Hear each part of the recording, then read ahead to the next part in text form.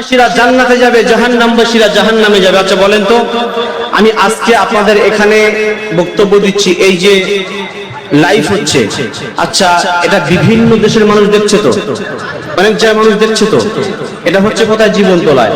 আর যেখান থেকে বসে দেখতে পাচ্ছি সেই কলকাতা, মালদা, নদিয়া, মেদিনীপুর, পাচ্ছি কিনা? আচ্ছা এটা কার তৈরি? মানুষের তৈরি তো। আল্লাহ পাক আল্লাহ সুবহানাহু ওয়া তাআলা কাল কিয়ামতের ময়দানে যে সমস্ত জান্নাতবাসীরা জান্নাতে আছে তাদের দৃশ্যগুলো আমার আল্লাহ ভিডিও ফুটেজের মতো জাহান্নামবাসীদের কাছে তুলে ধরবে। আমার ভাইরা একটু কানটা খারাপ করে দিয়ে শুনে রেখে দিন বাবা, আল্লাহ পাক হিসাবের পর্ব শেষ করে দেবেন। শেষ করার পরে জান্নাতবাসীদেরকে জান্নাতে দেবেন আর জাহান্নামবাসীদেরকে জাহান্নামে দেবেন। ও ভাইজানেরা একটু কানটা খারাপ করে দিয়ে শুনে রেখে দিন বাবা, ওই সমস্ত জান্নাতের নাজ নিয়াজগুলো, আরাম ভোগগুলো উপভোগ করছেন, এই দৃশ্যগুলো আমার আল্লাহ পাক আল্লাহ তাআলা জাহান্নামবাসীদেরকে দেখাবেন। দেখানোর উদ্দেশ্য হলো একটাই, আল্লাহ এটাই বোঝাতে চাই, বান্দারে একটু ভালো করে দেখো, দুনিয়াতে যদি 5 ওয়াক্ত নামাজ পড়তো, আমি আল্লাহ আমার বিধান মেনে যদি চলতো, আমার রাসূলের তাবেদারি করতো, আজকে তোমরা এমন সুন্দর জান্নাতে থাকতে পারবে আর এমন সুন্দর সুন্দর আরাম আয়েশগুলো তোমরা ভোগ করতে পারবে। জাহান্নামবাসীগুলো দৃশ্যগুলো দেখবে আর হায় আফসোস করবে, আল্লাহ গো, আর একটা বার হলে দুনিয়াতে পাঠাবে কি? ও ভাইজানেরা, ওই জাহান্নামবাসীরা দেখে চিৎকার করতে লাগবে। ওই জাহান্নামের ভেতরে শত শত বছর পার হয়ে যাবে, জাহান্নামবাসীরা পানি পানি করে চিৎকার করবে, তাদেরকে পানি পান করতে দেবে না। আমার ভাইরা একটু গানটা খারাপ করে দিয়ে শুনে রেখে দিন, আল্লাহ পাক আল্লাহ তাআলা কোরআনে বলেন, লাবিসিনা ফিহা আহকাবা। আমার আল্লাহ পাক আল্লাহ তাআলা বলেন, সেখানে তারা যুগ যুগ ধরে অবস্থান করবে। এই সেখানের শব্দ অর্থ হলো জাহান্নাম। লাবিসিনা ফিহা আহকাবা, ওই জায়গাটাতে জাহান্নামীরা যুগ যুগ ধরে অবস্থান করবে। যুগ যুগ যখন পার হয়ে যাবে, জাহান্নামবাসীরা পানি পানি করে চিৎকার করবে, তাদেরকে পানি দেওয়া হবে না, তারা পানি পাবে না। ফেরেশতারা আল্লাহর কাছে চলে যাবে, ও রব্বুল আলামিন আল্লাহ পাক, আপনার বান্দারা পানি পানি করে চিৎকার করে, আপনার বান্দারা পিপাসার চোটে গলাটা শুকিয়ে যায়, আল্লাহ ওদেরকে একটু পানি দেওয়া হোক, আল্লাহ ওদেরকে একটু পানি পান করানো হোক। আল্লাহ বলবেন, না না না না, আমার হুকুম যতক্ষণ না হবে আমার জাহান্নামী বান্দাদেরকে পানি দেবে না, পানি দেবে না। ও ভাইজানেরা একটু কানটা খারাপ করে দিয়ে শুনে রেখে দিন, আল্লাহ পাক তাআলা আবার বলেন, লা ইয়াযুকুনা ফিহা বারদাও ওয়ালা শারাবা, সেখানে তারা শোষণ করতে পারবে না, কোনো কিছু খেতে পারবে না, কোনো কিছু পানি পান করতে পারবে না। পানি পানি পানি পানি করে জাহান্নামবাসীরা চিৎকার করবে, তাদেরকে পানি পান করা হবে না, পানি পান করানো হবে না, চিৎকার মারতে থাকবে। আবার আল্লাহ পাক আল্লাহ তাআলা পরের আয়াতে বলেন, ইল্লা হামিমা ওয়া গাসসাকা, গরম উত্তপ্ত পানি।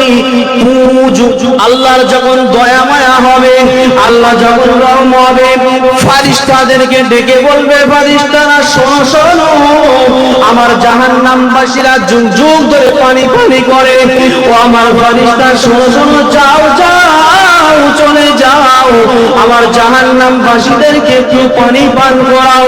জিবরাইল আমিনরা জিজ্ঞাসা করবে, ও রব্বুল আলামিন, আলামিন তাদেরকে কি পানি পান করাবো? আল্লাহ পাক আল্লাহ তাআলা বলেন ইল্লা হামিমান ওয়া গাসসাকা, যাও যাও চলে যাও, একটা পেয়ালায় করে উত্তপ্ত গরম পানি দুর্গন্ধ তাদেরকে প্রেরণ করো। আমার ভাইরা ওই যে পানি পিপাসার চোটে তারা দেখবে না গরম পানি দিচ্ছে কি পুষ দিচ্ছে কি নোংরা দিচ্ছে। আমার ভাইরা পিপাসার চোটে পেয়ালাটা ধরবে, ঢক ঢক করে খেয়ে ফেলবে। এমন করে যখন খাওয়া হয়ে যাবে পিপাসাটা আরো বেড়ে যাবে। যুগ যুগ ধরে পানি চাইলো, পানি চাওয়ার পরে আল্লাহর যখন দয়া মায়া হবে, আল্লাহ ফেরেশতাকে অর্ডার করে, ফেরেশতা যাও ওদেরকে একটু পানি পান করাও। ফেরেশতা বলবে আল্লাহ কি পানি দেব? আল্লাহ বলবে যাও ওদের জন্য যত রকমের নোংরা খাবার আছে এই নোংরা খাবারগুলো ওদের সামনে পেশ করো। আর আমার সামনে যখন পেশ করবো আমি দেখবো না পানি দিচ্ছে নাকি অন্য কিছু দিচ্ছে, ওই পিপাসা ছুটে আমি আপনি ঝকঝক করে পান করে ফেলবো। আর পানি পান করার পরে ওই নোংরা জিনিসটা পান করার পরে আমার আপনার পিপাসাটা আরো যা ছিল আরো অধিক পরিমাণ বেড়ে যাবে। আমার ভাইরা আবার যখন যুগ যুগ পার হয়ে যাবে, আবার জাহান্নামবাসীরা পানি পানি পানি করে চিৎকার করবে। এমন করে তাদের শাস্তি দেওয়া হবে, এমন করে তাদের উপরে আযাব দেওয়া হবে।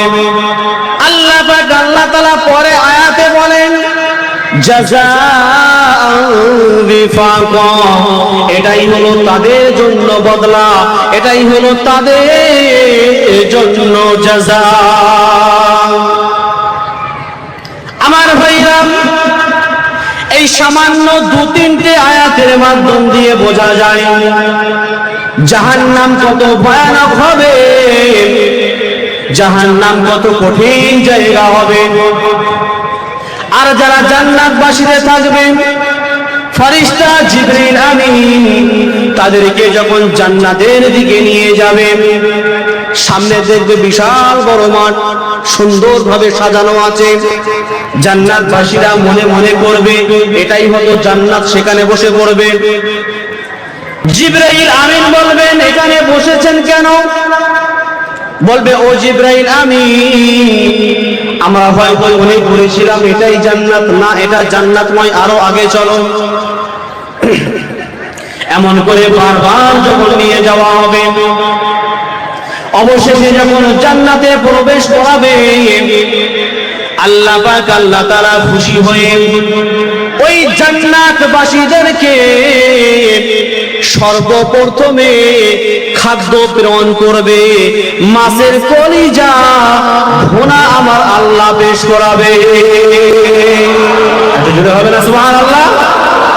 আচ্ছা বলেন তো, আমরা যখন মাছ খাই, মাছের মাথা খাই, সেই মাছের মাথা যখন কলিজাটা আমরা খাই সুন্দর লাগে না বাপ?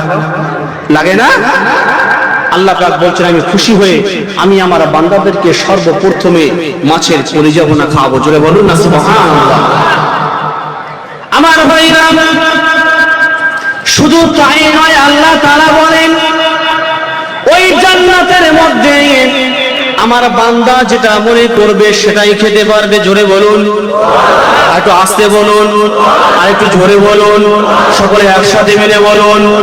বান্দা যখন মনে মনে করবে ওগো রব্বুল আলামিন আল্লাহ পাক যদি আমি একটু সুন্দর গোশত ভুনা খেতে পারতাম, এই কথাটা বলতে না বলতে আল্লাহ পাকের অর্ডার হয়ে যাবে, আল্লাহর হুকুমে আপনার সামনে গোশত ভুনা চলে আসবে। বান্দার মনে যখন জাগবে আল্লাহ পাক আমি সুন্দর যদি একটা ফল খেতে পারতাম, আপনার বলা শেষ হতে না হতে ওই জান্নাতের সুন্দর সুন্দর ফল আপনার সামনে আমার আল্লাহ উপস্থিতি করে দেবে। আর একটু জোরে বলুন